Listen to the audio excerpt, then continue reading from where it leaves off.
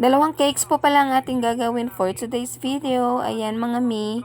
Sa nakikita nyo, naglalagay po ako dito ng chocolate chips. And usually naman, hindi ako gumagamit or naglalagay ng chocolate chips sa ating mga filling na ating cake. Kaso this time, nilagyan ko na lang kasi meron naman akong available na chocolate chips. And naka-open na po. Kaya dinagdagan ko na lang. And ayan na nga, naglalagay na po tayo dyan ng crumb coat. And syempre, maglalagay po tayo ng dowel as usual para po matibay po yung ating cake.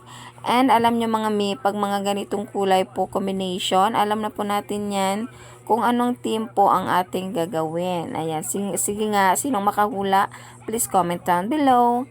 And ayan na nga, maglalagay lang po tayo dyan ng wave after po nating pakinisin yung ating cake. Ayan, di ba? Pinakinis muna natin, ayan, bago natin lalagyan niya ng mga pa-wave niya. Iba pa rin talaga kasi pag pinakinis, ayan, pinakinis, nilagyan ng wave and in-erase ulit. Dahil hindi nga ako satisfied.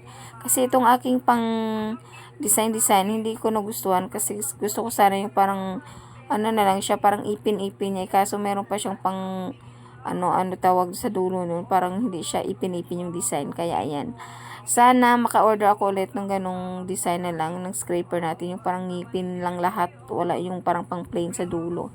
And ayan na nga, mermaid theme nga itong ating cake. All printed toppers lang po yung ginamit natin dito. And yung edible lang natin dyan guys sa mga design na yan is yung ating pearl na yan, yung mga mini balls na yan, na nilagay po natin dyan sa ating cake. And ayan na nga po ang ating final look na ating cake. Pinapaikot-ikot lang po natin para makita nyo yung kanyang kabuuang design.